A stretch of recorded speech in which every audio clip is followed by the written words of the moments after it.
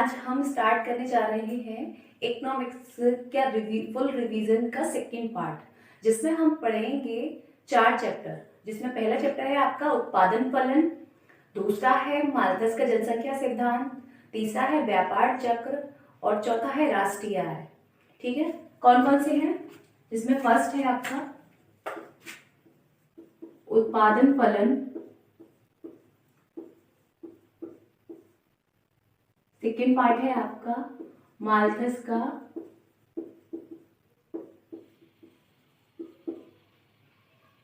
हमारा जनसंख्या सिद्धांत। क्या है आपका? जनसंख्या सिद्धांत। ठीक है, थर्ड पार्ट है आपका व्यापार चक्र और फोर्थ है आपका राष्ट्रीय आय।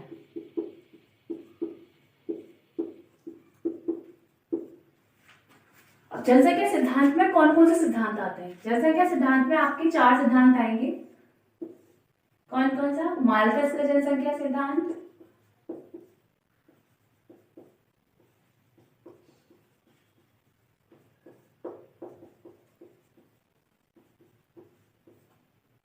और अनुकूलतम जनसंख्या सिद्धांत, तीसरा जनसंख्या का जीवशास्त्रीय सिद्धांत और चौथा शुद्ध पुनरुत्पादन सिद्धांत। ठीक है, तो दूसरा क्या है? अनुकूलतम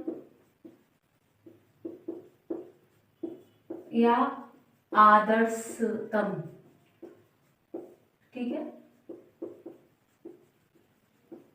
जनसंख्या सिद्धांत। और तीसरा पार्ट है जनसंख्या का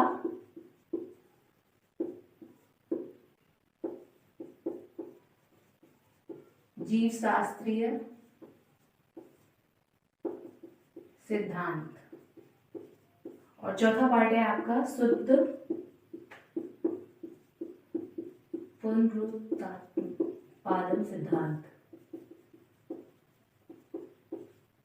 ठीक है, ये है आपके चैप्टर। ठीक है, उत्पादन फलन, जनसंख्या सिद्धांत, जिसमें ये 4 सिद्धांत आएंगे, इनके बारे में पढ़ेंगे हम। थर्ड पार्ट है आपका व्यापार चक्र। ठीक है, और फिर फोर्थ है आपका राष्ट्रीय आय। ठीक है, तो हम फर्स्ट चैप्टर से स्टार्ट करते हैं। हम स्टार्ट करते हैं उत्पादन फलन। उत्पादन क्या होता है? पहले तो हम पढ़ेंगे उत्पादन क्या होता है।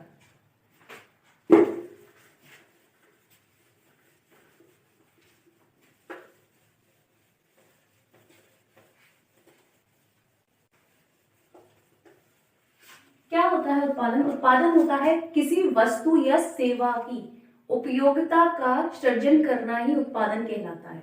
क्या होता है? किसी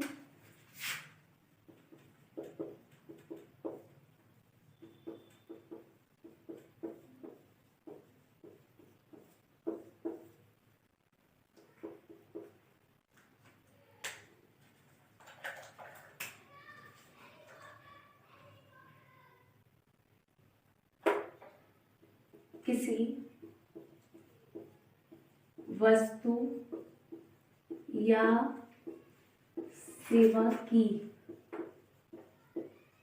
उपयोगिता का सृजन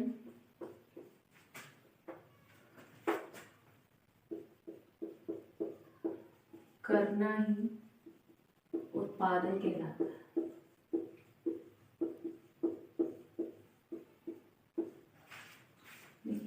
देखिए क्या, किसी वस्तु या सेवा की उपयोगिता का सृजन करना ही क्या कहलाता है? उत्पादन कहलाता है। सृजन का मतलब क्या होता है? सृजन का मतलब होता है पैदा करना। ठीक है, क्या किसी वस्तु या सेवा की उपयोगिता को पैदा करना ही क्या कहलाता है? आपका उत्पादन कहलाता है। ठीक है, इनके बारे में 2 डेफिनेशन प्रसिद्ध हैं, जो एक मार्शल ने दी है, दूसरी दी है थॉमस ने। ठीक है, मार्शल ने क्या कहा है? मार्शल ने कहा है मानसिक और नैतिक क्षेत्र में वह भले ही नए नए विचारों को जन्म दे सकता है। किसमें? मानसिक और नैतिक क्षेत्र में वह भले ही नए नए विचारों को जन्म दे सकता है, लेकिन भौतिक पदार्थों की बात आती है तो वो केवल उपयोगिता का सृजन करता है। ठीक है, भौतिक पदार्थों की बात आती है तो क्या करता है? वो उपयोगिता का सृजन करता है। देखिए, किसी वस्तु या सेवा की उपयोगिता का सृजन करना ही क्या कहलाता है? उत्पादन कहलाता है। सृजन का मतलब होता है पैदा करना। ठीक है, तो किसी वस्तु का और सेवाओं की उपयोगिता को पैदा करना ही क्या कहलाता है? आपका उत्पादन कहलाता है। अब उत्पादन की दो परिभाषाएं प्रसिद्ध हैं, जिसमें है एक मार्शल की, दूसरी है टॉमस की। ठीक है, पहली किसकी है? मार्शल की, दूसरी है टॉमस की। मार्शल की परिभाषा क्या कहती है? मार्शल की परिभाषा कहती है कि मानसिक और नैतिक क्षेत्र में वह भले ही नए नए विचारों को जन्म दे सकता है। किसमें? मानसिक और नैतिक क्षेत्र में वह भले ही नए नए विचारों को जन्म दे सकता है, लेकिन जब भौतिक पदार्थों की बात आती है, किसकी बात आती है? भौतिक पदार्थों की बात आती है, तो वो केवल उपयोगिता का सृजन करता है। ठीक है, और टॉमस की क्या है? एक वस्तु की वृद्धि के बदले में दूसरी वस्तु को रखना क्या कहलाता है? उपयोगिता कहलाता है। एक वस्तु की वृद्धि के बदले में दूसरी वस्तु का उत्पादन करना क्या कहलाता है? क्या कहलाता है? आपका उत्पादन कहलाता है। अब उत्पादन की विशेषताएं, उत्पादन की विशेषताएं क्या क्या होती है? उत्पादन की विशेषताएं होती है पुष्टिगुण का सृजन।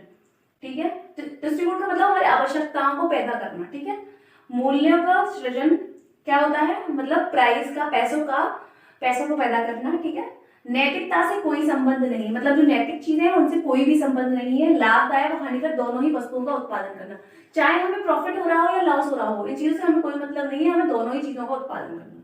ठीक है, उत्पादक की कार्य कुशलता पर निर्भर। उत्पादक मतलब जो भी चीजें बना रहा है उसकी कार्य कुशलता कैसी है, उसकी कार्य करने की क्षमता कैसी है, वो कार्य कैसे कर रहा है, उस चीज पर निर्भर करता है। ठीक है, ये उत्पादन की विशेष।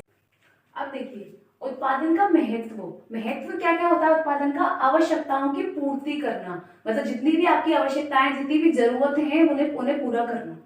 उपभोग पूर्ति में वृद्धि करना, मतलब खाने की चीज में उनमें वृद्धि करना। ठीक है, राज्य की आय को बढ़ाने में सहायक, मतलब जो देश की आय है उसे बढ़ाने में सहायक, देश की इनकम को। ठीक है, रोजगार के अवसरों में वृद्धि करना, रोजगार मतलब रोजगार बढ़ाना, काम करने है ना, बिजनेस को बढ़ाना। ठीक है, जीवन स्तर उसका उच्च होना। ठीक है, देश की आर्थिक उन्नति, देश की जो आर्थिक, जो धन से रिलेटेड है उसके लिए उन्नति करना। ठीक है, उन्नति पैदा करना। अंतरराष्ट्रीय व्यापार में वृद्धि, अंतरराष्ट्रीय मतलब जो देश से बाहर के व्यापार है उनमें भी वृद्धि करना।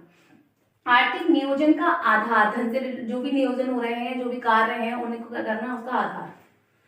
ठीक है, अब आती है उत्पादन की विधियां। उत्पादन की विधियां क्या क्या होती हैं? उत्पादन की विधियां होती हैं रूप परिवर्तन, ठीक है, स्थान परिवर्तन, और क्या होती है? समय परिवर्तन, ज्ञान में वृद्धि, और आपका होता है सेवा। ये सारी आपकी क्या होती है? ये उत्पादन की विधियां होती हैं। ठीक है, अब हम स्टार्ट करते हैं। उत्पादन फलन क्या होता है? उत्पादन फलन होता है आपका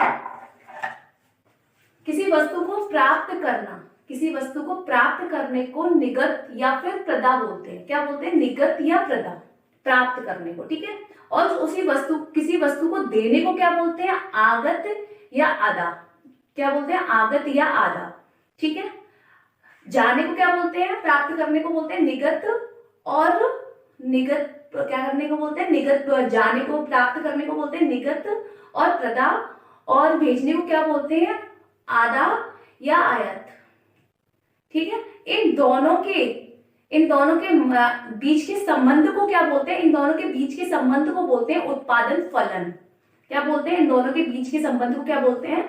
उत्पादन फलन। उत्पादन फलन की विशेषताएं क्या क्या होती है? उत्पादन फलन की विशेषताएं होती है इंजीनियरिंग समस्या है, आर्थिक समस्या नहीं, मतलब टेक्निकल प्रॉब्लम है। ठीक है, टेक्निकल प्रॉब्लम है लेकिन धन से संबंधी नहीं। ठीक है, कीमत में कोई संबंध नहीं, कीमत से कोई भी संबंध नहीं है इसका। ठीक है, निर्धारण तकनीकी ज्ञान की स्थिति द्वारा, निर्धारण किया जाता है तकनीकी ज्ञान के द्वारा, स्थिति के द्वारा किया जाता है। ठीक है, तकनीकी मतलब वही टेक्निकल चीजों के द्वारा। ठीक है, व्याख्या एक निश्चित समाप्ति के अंतर्गत, मतलब एक टाइम दे रखा होता है, उसके अंदर इसकी व्याख्या की जाती है। उत्पादन के साधनों की प्रतिस्थापन संभावनाओं को स्वीकार करना। प्रतिस्थापन का मतलब होता है अदल, एक वस्तु की बदले दूसरी वस्तु को रखना। ठीक है, तो उत्पादन के साधनों की एक वस्तु या दूसरी वस्तुओं की संभावनाओं को स्वीकार करना, मतलब पूंजी की जगह श्रम का रखना। ठीक है, स्थैतिक अर्थशास्त्र का विषय, स्थैतिक अर्थशास्त्र मतलब फिक्स रहती है। ठीक है, स्थैतिक मतलब स्थिर रहनी, स्थिर का मतलब होता है स्थिर अर्थशास्त्र का विषय। ठीक है, अब उत्पादन फलन के दो प्रकार होते हैं। उत्पादन फलन के कितने प्रकार होते हैं? दो प्रकार होते हैं, एक अल्पकालीन उत्पादन फलन और एक होता है दीर्घकालीन उत्पादन फलन। अल्पकालीन उत्पादन फलन क्या होता है? जिसमें सभी साधन स्थिर रहते हैं, केवल एक परिवर्तनशील होता है। ठीक है, जिसमें क्या होते हैं? जिसमें सभी साधन आपके स्थिर रहते हैं पर एक परिवर्तनशील होता है, ठीक है। उसे हम क्या कहते हैं, उत्पत्ति ह्रास नियम भी कहते हैं। उत्पादन फलन के दो प्रकार होते हैं, ठीक है। उत्पादन फलन कितने प्रकार होते हैं, दो प्रकार होते हैं, एक अल्पकालीन उत्पादन फलन और एक दीर्घकालीन उत्पादन फलन। अल्पकालीन उत्पादन फलन क्या होता है, जिसमें एक साधन स्थिर रहता है और बाकी सब परिवर्तनशील होते हैं, मतलब चेंज होते रहते हैं, ठीक है। एक केवल फिक्स रहता है और सारे के साधन क्या होते हैं, वो चेंज होते रहते हैं, ठीक है। तो क्या होता है कि उन्हें क्या बोलते हैं, उन्हें बोलते हैं उत्पत्ति ह्रास नियम और उन्हें बोलते हैं परिवर्तनशील नियम, ठीक है। दो नामों से और जाना जाता है अल्पकालीन उत्पादन फलन को, एक परिवर्तनशील नियम, एक उत्पत्ति ह्रास नियम के नाम से, ठीक है। अब दूसरा है आपका दीर्घकालीन उत्पादन फलन। दीर्घकालीन उत्पादन फलन क्या होता है, दीर्घकालीन उत्पादन फलन होता है जिसमें सभी साधन परिवर्तनशील होते हैं, जिसमें क्या होते हैं, जिसमें सभी साधन आपके क्या होते हैं, परिवर्तनशील होते हैं। इसे पैमाने के प्रतिफल के नियम के नाम से भी जाना जाता है, ठीक है। दीर्घकालीन किसके नाम से जाना जाता है, पैमाने के प्रतिफल के नाम से। अब एक उत्पादन फलन का एक समीकरण होता है, ठीक है, गणितीय समीकरण। क्या होता है, गणितीय समीकरण, वो P = FABC, ठीक है। इसका मतलब होता है कुल उत्पादन, ठीक है। ये उत्पादन फलन हो गया। इसका मतलब पूंजी की मात्रा, भूमि की मात्रा, ठीक है, और श्रम की मात्रा, ठीक है, उत्पादन फलन, ठीक है। तो ये फॉर्मूला किसका, ये क्या होता है, ये होता है उत्पादन फलन का गणितीय समीकरण, ठीक है। उत्पादन फलन हमारा खत्म होता है। अब हम स्टार्ट करते हैं जनसंख्या सिद्धांत। क्या स्टार्ट करते हैं, जनसंख्या सिद्धांत।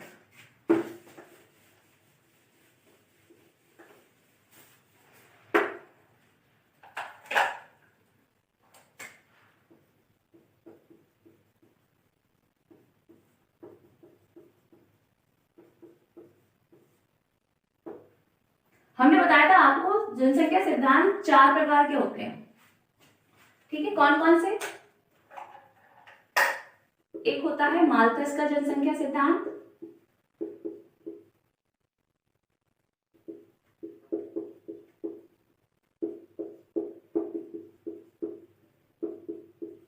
दूसरा आपका अनुकूलतम या आदर्शतम जनसंख्या सिद्धांत,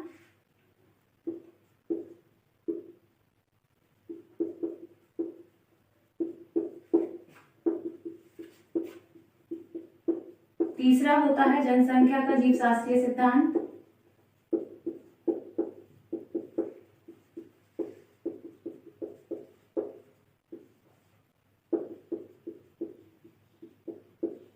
और चौथा होता है आपका शुद्ध पुनरुत्पादन सिद्धांत,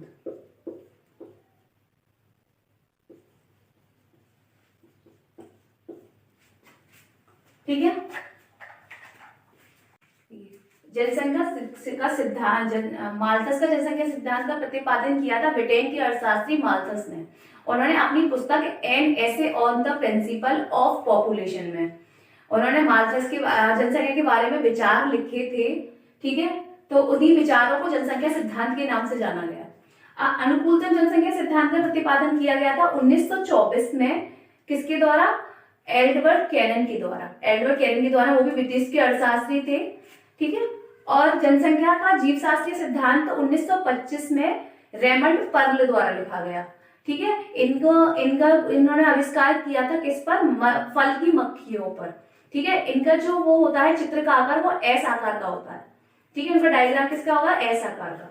और रुद्र सिद्धांत का प्रतिपादन किया था कुसुंजी ने। किसने किया था, कुसुंजी ने, ठीक है। अब माल्थस का जनसंख्या सिद्धांत होता क्या है, माल्थस का जनसंख्या सिद्धांत क्या कहता है, माल्थस का जनसंख्या सिद्धांत कहता है कि एक उत्पादन की विधियों के द्वारा जनसंख्या में जो फर्क पड़ता है, जो जनसंख्या बढ़ रही है, जो जनसंख्या की वृद्धि हो रही है, वो हमारे लिए बहुत हानिकारक है, ठीक है। अब इसके नियम की दो व्याख्या है। क्या क्या व्याख्या है, एक होती है जनसंख्या की दर और दूसरी होती है खाद्य पदार्थों में वृद्धि। जनसंख्या की दर क्या होती है, जनसंख्या की दर हमेशा ज्यामितीय दर से बढ़ेगी, ज्यामितीय दर से। ज्यामितीय दर का मतलब होता है ज्यामितीय दर से क्या बढ़ेगी जनसंख्या की दर, कैसे बढ़ेगी, मतलब 25 साल में दुगनी हो जाएगी। दुगनी हो जाएगी मतलब 2 की 4, 4 की 8, 8 की 16, ऐसे दुगनी हो जाएगी। ठीक है, ये जनसंख्या की दर है। अब होती है खाद्य पदार्थों में वृद्धि। खाद्य पदार्थों में वृद्धि कैसे होगी? खाद्य पदार्थों में वृद्धि होगी अंकगणितीय दर से। ठीक है, अंकगणितीय दर मतलब होता है 1, 2, 3, 4 मतलब लाइन से। ठीक है, किसमें होगी? खाद्य पदार्थों में वृद्धि। अब दोनों में वृद्धि को असंतुलन बनाने के नियम है। एक में ज्यामितीय दर से हो रहा है, दूसरे में क्या हो रहा है? दूसरे में अंकगणित दर से। दोनों में असंतुलन बैठ रहा है, तो उन असंतुलन को मिटाने के लिए 2 उपाय किए गए। क्या? एक नैसर्गिक प्रतिबंध लगाया गया, एक लगाया गया निवारक प्रतिबंध।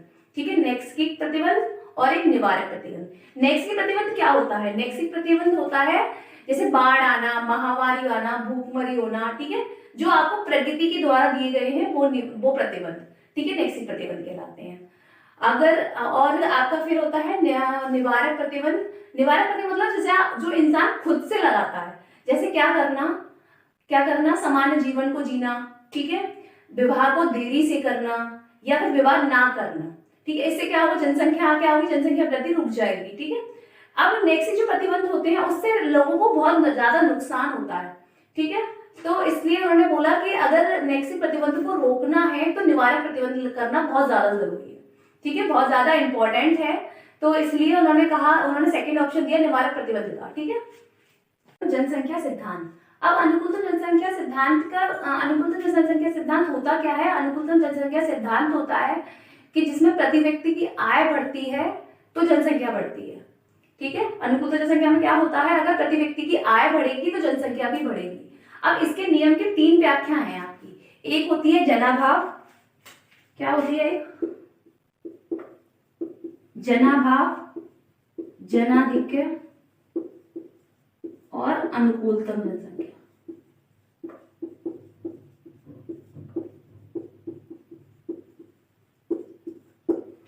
जनाभाव का मतलब क्या होता है? जनाभाव का मतलब होता है कि आपकी अनुकूलतम जनसंख्या से कम जनसंख्या, मतलब अनुकूलतम जनसंख्या से कम जनसंख्या, जिसमें क्या होता है? जिसमें उत्पादन बढ़ता है। ठीक है, काम बढ़ता है, लेकिन क्या होता है? जनसंख्या कम होती है। जैसे मान के चलिए आपके पास साधन तो बहुत है काम करने के, लेकिन क्या है? आपके पास साधन तो बहुत है काम करने के, पर व्यक्ति ही नहीं है, जनसंख्या की कमी है। तो इसलिए उन्होंने कहा कि अनुकूलतम जनसंख्या के द्वारा कहा जाता है कि ना तो व्यक्ति कम होने चाहिए और ना प्रति व्यक्ति की आय कम होनी चाहिए, दोनों इक्वल होने चाहिए।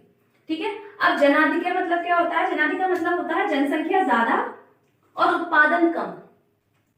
क्या होता है जनाधिक्य का मतलब? जनसंख्या ज्यादा और उत्पादन कम। अगर जनसंख्या ज्यादा होगी तो क्या होगा? उत्पादन कम होगा तो आप लोग ढंग से खाना पीना नहीं खा पाएंगे। ठीक है, भूखमरी फैल जाएगी, बेरोजगारी फैल जाएगी, है ना? क्यों फैल जाएगी? क्योंकि देखिए अगर मान के चलिए हम मानते हैं कि उत्पादन हमारे पास, अगर हमारे पास 100 प्रोडक्ट बनाने हैं और हमारे पास 200 लोग हैं, 100 प्रोडक्ट बनाने हैं, हमारे पास 200 लोग हैं, तो एक प्रोडक्ट को कितने लोग बनाएंगे? 2 लोग मिलकर बनाएंगे, जिसकी जरूरत सिर्फ एक प्रोडक्ट को बनाने के लिए सिर्फ एक आदमी की है, लेकिन बना रहे हैं 2 आदमी। तो क्या हो रहा है? यहाँ पे जनाधिक्य जनसंख्या हो रही है। जनाधिक्य जनसंख्या हो रही है तो क्या होगा? भूखमरी फैल जाएगी, बेरोजगारी फैल जाएगी, ठीक है, महामारी फैल जाएगी। इस चक्कर में इन्होंने बोला कि अनुकूलतम जनसंख्या ही बेस्ट होती है। ठीक है, अनुकूलतम जनसंख्या का मतलब होता है ना ज्यादा जनसंख्या होना ना कम जनसंख्या होना। क्या होना? ना ज्यादा जनसंख्या होना ना कम जनसंख्या होना, बराबर होना। मतलब प्रति व्यक्ति की आय और जनसंख्या दोनों का बराबर होना क्या कहलाता है? आपका अनुकूलतम जनसंख्या सिद्धांत। ठीक है, इसे हम टेबल के द्वारा समझते हैं। हमें आपको एक टेबल बता देते हैं, डायग्राम बता देते हैं, जिससे आपको अब समझ में आ जाएगा कि अनुकूलतम जनसंख्या होती क्या है। देखिए पॉपुलेशन कितनी है आपकी? 5 लाख, 10 लाख, 15 लाख, 20 लाख, 25 लाख। ठीक है, तो 15 व्यक्ति सबसे देखिए मिनिमम आपको पर व्यक्ति आय कितनी मिल रही है? जो ज्यादा होगी ये है आपकी पर व्यक्ति आय। ठीक है, ज्यादा भी है और पॉपुलेशन भी कम है इसकी। ठीक है, तो दोनों बराबर हो गए। जब ज्यादा है, ये ज्यादा है पर ये कम है, बीच की है मतलब। ठीक है, तो हमने कहा ना ज्यादा होनी चाहिए ना कम होनी चाहिए। तो ये क्या है? ये आपकी क्या कहलाती है? आपकी अनुकूलतम जनसंख्या। ठीक है, अब देखिए अल्प जनसंख्या मतलब हो गया आपका जनाभाव जनसंख्या। इधर का क्वेश्चन क्या हो रहा है? जनाभाव, और उधर का हो रहा है जनाधिक्य जनसंख्या। और नीचे में क्या कहला रही है? आपकी जो मिनिमम रेट पर आ रही है, बराबर हो रहे हैं, जिसमें अनुकूलतम जनसंख्या। ठीक है। अनुकूलतम जनसंख्या डायग्राम ऐसा बनेगा। अब हम पढ़ते हैं अनुकूलतम जनसंख्या और मालथस की जनसंख्या में क्या अंतर है। देखिए पहले तो मालथस की जनसंख्या और मालथस की जनसंख्या क्या होती है, वो खदानों पर बनती है। ठीक है, ये उत्पादन पे बनती है, ये खदानों पर बनती है। ठीक है, खाने के पदार्थों मतलब खदानों मतलब, ठीक है। और ये उत्पादन मतलब कैसे क्या चीज बनानी है उस पर।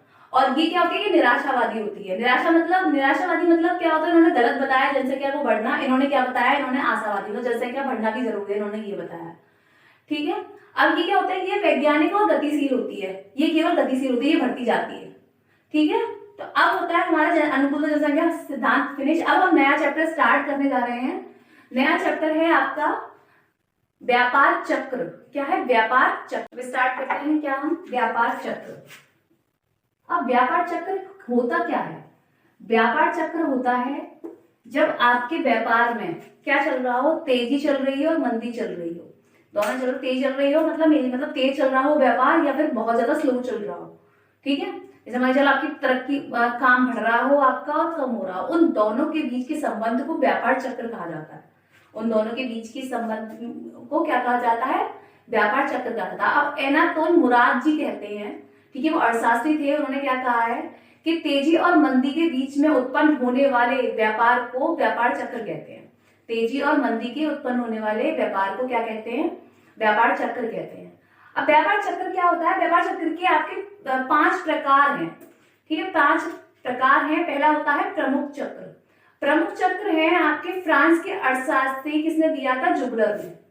किसने दिया था, फ्रांस के अर्थशास्त्री जुगलर ने। उन्होंने प्रमुख चक्र के बारे में लिखा था और प्रमुख चक्र की अवधि होती है 9.5 साल। ठीक है, प्रमुख चक्र को जुगलर ने दिया था, इसलिए उन्हें जुगलर चक्र भी बोला जाता है। ठीक है, फिर सेकंड है आपका क्या, लघु चक्र। ठीक है, लघु चक्र जो किसने दिया था, अंग्रेजी अर्थशास्त्री किचिन ने। किचिन अर्थशास्त्री होने के कारण उन्हें किचिन चक्र भी बोला जाता है। इसका टाइम पीरियड होता है 40 माह, 40 महीने। ठीक है, अब आता है आपका भवन संबंधी चक्र। भवन संबंधी जो चक्र है वो भवन से रिलेटेड बनाया गया था। ठीक है, भवन के लिए बनाया गया था। उसका टाइम पीरियड होता है 18 वर्ष और उसे बनाया था बारन और पियर्सन अर्थशास्त्रियों ने। ठीक है, अब आता है आपका दीर्घ चक्र। दीर्घ चक्र आपका टाइम पीरियड होता है 16 से 22 साल, जिसे क्या किसने बनाया था, साइमन कुजनेटर्स ने। ठीक है, अब आता है अति दीर्घ चक्र। अति दीर्घ चक्र किसने बनाया था, अति दीर्घ चक्र बनाया था आपका कौंदातिफ ने। किसने बनाया था, कौंदातिफ ने। इसका टाइम पीरियड होता है 50 साल। ठीक है, कौंदातिफ के होने के कारण इसे कौंदातिफ चक्र भी बोला जाता है।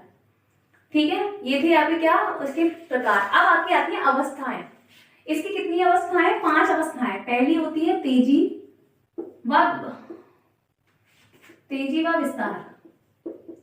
ठीक है, दूसरी होती है सुस्ती व अवरोध।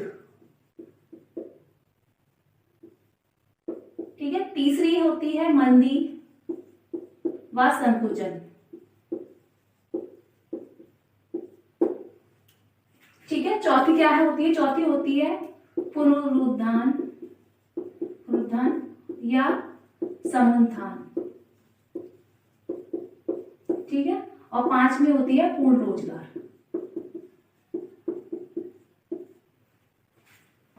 पहली होती है तेजी व विस्तार। तेजी मतलब होता है जब व्यापार बहुत अच्छा चल रहा होगा आपका। ठीक है, तेजी हो रही हो व्यापार में तो क्या कहलाती है आपकी, तेजी व विस्तार। अब तेजी व विस्तार पे क्या होता है, उत्पादन की मात्रा बढ़ती है, लाभ बढ़ता है, निवेश आपको ज्यादा करना पड़ता है। ठीक है, और क्या करना पड़ता है, आपकी कीमत बढ़ती है वस्तु की इसमें, और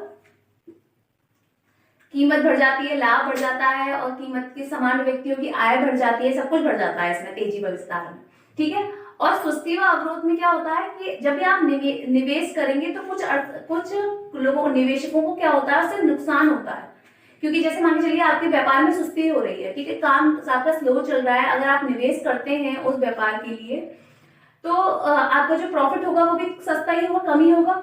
ठीक है, तो इससे क्या होगा, निवेशकों को क्या हो जाएगा, नुकसान हो जाएगा। और उत्पादन बढ़ेगा तो क्या होगा, उत्पादन बना रहे हो आप ज्यादा तो बढ़ रहा है तो निवेशकों को नुकसान हो रहा है। तो ये सुस्ती आ गई मार्केट में तो क्या होगा, इसमें उत्पादन में कमी आएगी। ठीक है, कीमत में कमी आएगी, लाभ में कमी होगी, लाभ नहीं होगा इसमें। ठीक है, अब आता है मंदी व संकुचन। मंदी का मतलब होता है बाजार बंद चलना, बंद हो जाना मतलब। ठीक है, बंद होने पर भी आपको लॉस ही लॉस होता है। ठीक है, बंद होने पर भी आपको नुकसान होता है। तो जब बंद होगा, नुकसान होगा, तब भी क्या होगा, कीमतों में कमी आएगी, उत्पादन में कमी आएगी, लाभ में कमी होगी। ठीक है, बैंक का संकोचन हो जाएगा। ठीक है, उधार लेना पड़ेगा आपको। ठीक है, और अब आता है पुनरुत्थान और समस्थान। अब उसका समस्थान क्या होता है? पुनरुत्थान मतलब होता है जैसे आपका व्यापार नीचे गया, जैसे आपके व्यापार में मंदी आई, फिर उसे बढ़ना। ठीक है, फिर उसमें दोबारा निवेश करना। ठीक है, जैसे क्या हुआ, आपका सामान खत्म हो गया, आपकी वस्तु खत्म हो गई, उसके बाद में आपने दोबारा वस्तुएं बनाई उन्हें।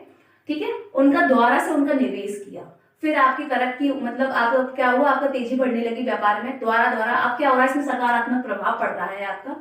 ठीक है, आपका प्रॉफिट हो रहा है। जब प्रॉफिट होगा तो क्या होगा, उत्पादन बढ़ेगा, लाभ में वृद्धि होगी, कीमतों में वृद्धि होगी। ठीक है, बैंक से आपको अच्छा खासा लोन मिल जाएगा, सब कुछ होगा, अच्छा होगा। ठीक है ना।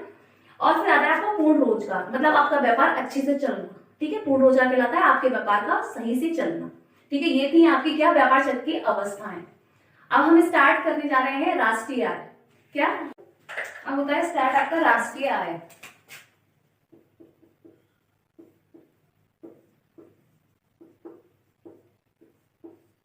अब राष्ट्रीय आय क्या होती है? राष्ट्रीय आय होती है किसी भी अर्थव्यवस्था के एक वर्ष के दौरान, क्या, किसी भी अर्थव्यवस्था के एक वर्ष के दौरान जो वस्तुएं, जो अंतिम वस्तुएं और सेवाएं के मौद्रिक मूल्य को बोलते हैं। किसी भी अर्थव्यवस्था की अंतिम वस्तुओं या सेवाओं के मौद्रिक मूल्य को राष्ट्रीय आय कहते हैं। जो एक वर्ष के दौरान क्या की जाती है, वस्तुएं और सेवाओं के मौद्रिक मूल्य को क्या कहा जाता है, राष्ट्रीय आय कहा जाता है। अब यहाँ का निवासी, चाहे राष्ट्रीय आय का निवासी जो है, राष्ट्रीय आय में निवासी चाहे वो घरेलू सीमा से बिलोंग करता हो या फिर बाहर से बिलोंग करता हो, लेकिन अगर वो हमारे भारत में आ रहा है या भारत, ठीक है, तो वो सारी जो भी आय होगी वो राष्ट्रीय आय मानी जाएगी। ठीक है, भारत की जो भी आय होगी, जैसे भारत में जो उत्पन्न हो रही है वो आय, या फिर जो भारत का निवासी है, बाहर जाकर काम कर रहा है, वो आय, तो वो क्या कहलाएंगी आपकी, वो कहलाएंगी आपकी राष्ट्रीय आय। ठीक है, अब राष्ट्रीय आय के क्या होते हैं, राष्ट्रीय आय के तीन क्षेत्र होते हैं। एक होता है प्राथमिक क्षेत्र, द्वितीयक क्षेत्र और तृतीयक क्षेत्र। प्राथमिक क्षेत्र क्या होता है? प्राथमिक क्षेत्र होता है कच्चे उत्पादों को बनना, जैसे पशुपालन, कृषि, ये सारे क्या होते हैं आपके प्राथमिक क्षेत्र। और द्वितीय क्षेत्र क्या होते हैं? किसी भी वस्तु का निर्माण करना, मतलब बनता हुआ, वस्तुओं का बनता हुआ। ठीक है, निर्माण करना क्या कहलाता है आपका द्वितीय क्षेत्र। जैसे क्या, कोई भी चीज बन रही है, बिस्किट बन रही है, या फिर कोई भी ऐसी चीज जैसे आपकी कुरकुरे वगैरह या फिर मैगी वगैरह, जो भी आपकी बन रही है, बनने का टाइम जो होता है वो निर्माण क्षेत्र कहलाता है। वो निर्माण क्षेत्र क्या होता है? द्वितीय क्षेत्र कहलाता है। ठीक है, अब तृतीय क्षेत्र क्या होता है? तृतीय क्षेत्र होता है सेवाएं उपलब्ध कराना। ठीक है, क्या करना? सेवाएं उपलब्ध, जैसे यातायात की सेवाएं आप उपलब्ध कराते हैं। ठीक है, परिवहन की ये सारी जो सेवाएं उपलब्ध कराना, वो क्या कहलाता है आपका? तृतीय क्षेत्र कहलाता है। ठीक है, अब इसकी तीन रीतियां होती हैं। कितनी रीतियां होती है? तीन रीतियां होती है। पहली रीति होती है उत्पादक या मूल्य वृद्धि रीति। ठीक है, दूसरी क्या होती है? दूसरी होती है आय विधि, और तीसरी होती है व्यय विधि।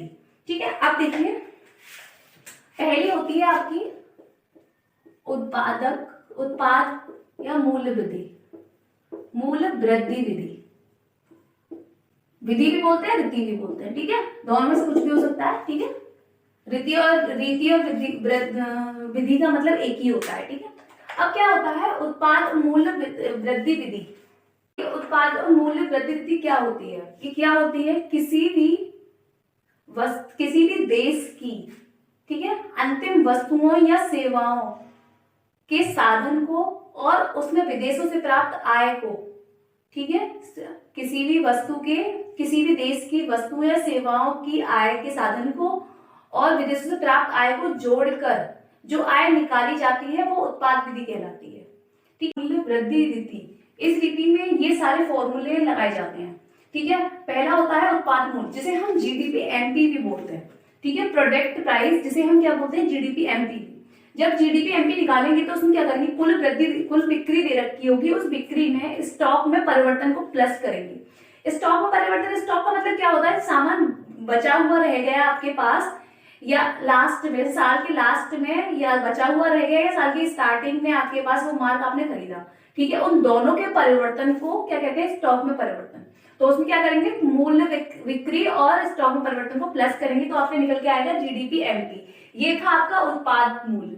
अब इसी में कुल मूल वृद्धि होती है, कुल मूल वृद्धि में निकलते हैं जीडीपी एमपी, इसे भी जीडीपी एमपी बोलते हैं, ठीक है। इसमें तीनों क्षेत्रों को, जो प्राथमिक क्षेत्र है, द्वितीय क्षेत्र है, तृतीय क्षेत्र है, उन तीनों को जोड़कर मध्यवर्ती मूल को घटाया जाता है।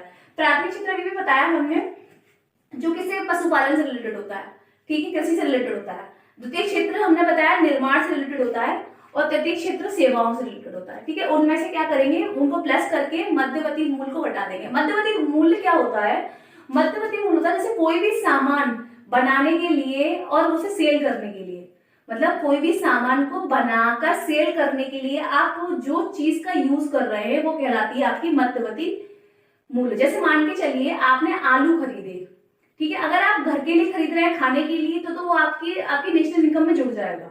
लेकिन अगर आप उनको चिप्स बनाकर बेचने के लिए खरीद रहे हैं, ठीक है, तो आलू आपकी क्या कहलाएंगे यहाँ पे मध्यवर्ती मूल्य, ठीक है। तो ये आपका घटेगा इसमें से। अब आता है आपका शुद्ध मूल्य वृद्धि, इन्हें एनपीए, एनपीए मतलब होता है नेट वैल्यू एडेड, ठीक है, मतलब शुद्ध मूल्य वृद्धि, ठीक है, जिसे हम एनडीपी एमपी भी बोलते हैं। एनडीपी एमपी में जीबीए क्या हो रहा है, क्या हो रहा है, जीबीए मतलब ग्रॉस वैल्यू एडेड, ठीक है, ग्रॉस वैल्यू एडेड, या जीडीपी एमपी जो हमने ये निकाला था ये, ठीक है, माइनस स्थिर पूंजी का उपभोग, जो पूंजी का उपभोग होता है वो माइनस कर देंगे, ठीक है। अब आता है आपकी राष्ट्रीय आय। राष्ट्रीय आय की जो नेट क्या होती है, नेट नेशनल प्रोडक्ट, किस पर, फिक्स कॉस्ट पर। तो उसमें क्या करेंगे, आपका एनडीपी एमपी प्लस विदेशों से शुद्ध साधन आय, जो विदेशों से प्राप्त हो रही है आपको साधन आय वो, और माइनस करेंगे शुद्ध अप्रत्यक्ष कर। क्या माइनस करेंगे, शुद्ध अप्रत्यक्ष कर। इनको माइनस करके आपकी क्या निकल के आएगी, राष्ट्रीय आय, ठीक है। आप पहले ये वाला फॉर्मूला पुट करेंगे या ये वाला, दोनों में से एक फॉर्मूला पुट करेंगे, फिर इसके फॉर्मूले को निकालने के बाद इस फॉर्मूले में से जो निकलेगा वो स्थिर पूंजी उपभोग को माइनस करेंगे, फिर निकल कर आएगा आपका एनडीपी एमपी।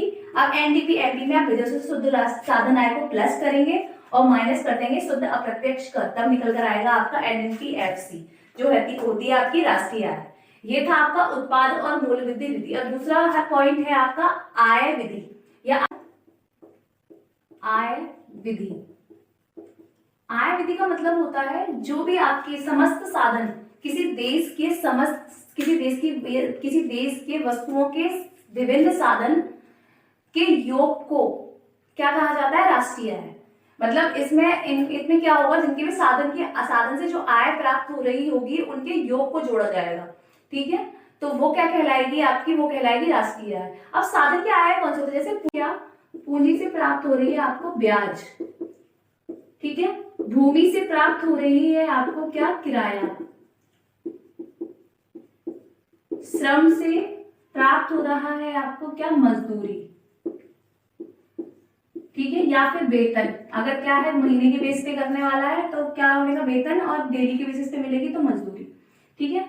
अब क्या हो रहा है, साहसी को मिल रहा है क्या, साहसी प्रबंधक भी होता है, ठीक है, जो आपको काम को पूरा मैनेज करता है, ठीक है। साहसी को मिल रहा है लाभ, और हो रहा है स्वराज्यों से आय, स्वरोजगारों से, जो रोजगारों से आय होती है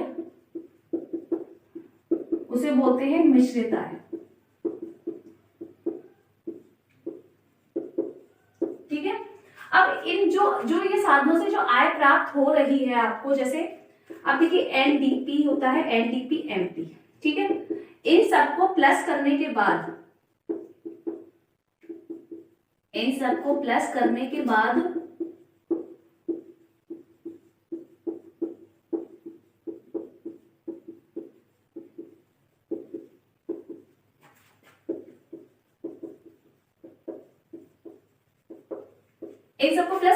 जो भी आय निकल कर आएगी वो कहलाएगी आपकी एनडीपी एमपी, ठीक है, एनडीपी एमपी कहलाएगी, ठीक है। अब क्या होगा, एनडीपी एमपी कहलाएगा कि पहले लाभ में 3 तरह के लाभ होते हैं, एक होता है लाभ, ठीक है, एक होता है लाभांश, वितरित लाभ, ठीक है, एक लाभ, एक लाभांश, एक वितरित निगम लाभ,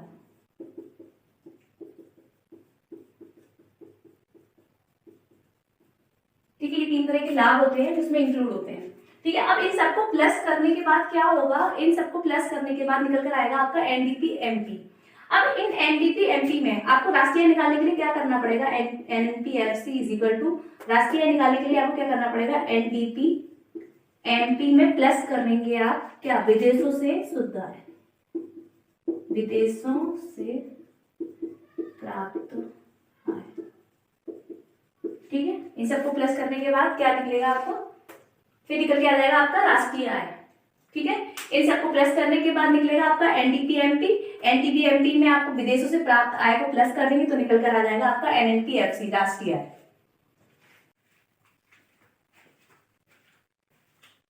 अब तीसरा पॉइंट होता है आपका व्यय विधि।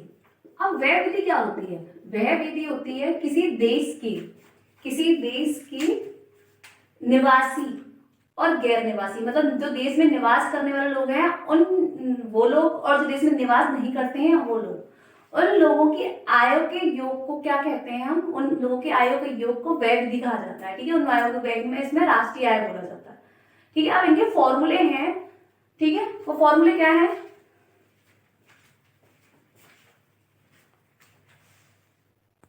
देखिए व्यय विधि क्या होती है, व्यय विधि होती है किसी वस्तु के एक वर्ष के दौरान जो आपको क्या होती है, जो आपको क्या वस्तुएं और सेवाएं के अंतिम योग को, वस्तु सेवाओं के अंतिम योग को क्या बोला जाता है, राष्ट्रीय आय बोला जाता है।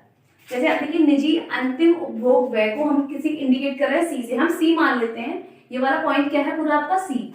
ठीक है, सरकारी अंतिम उपभोग व्यय क्या है आपका जी, सकल पूंजी निर्माण क्या है आपका आई, स्टॉक में परिवर्तन है आपका एस, और शुद्ध निर्यात एक्स माइनस एम। एक्स का मतलब होता है आयात और एम का मतलब होता है निर्यात से। ठीक है, दो आयात में से निर्यात को माइनस करेंगे निकल कर आएगा शुद्ध निर्यात। ठीक है, अब कुल व्यय जीडीपी एमपी, जीडीपी में इन सबको प्लस कर रहे हैं।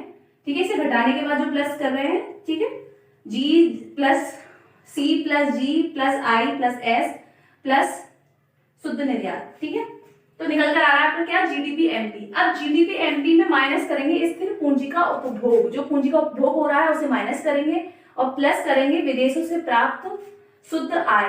ठीक है, विदेशों से प्राप्त संसाधन आय को प्लस करेंगे और माइनस कर देंगे शुद्ध अप्रत्यक्ष कर, तब आपका निकल कर आएगा एनएनपीएफसी राष्ट्रीय आय। क्या निकल कर आएगा, एनएनपीएफसी राष्ट्रीय आय। ठीक है, ये था आपके तीनों विधि।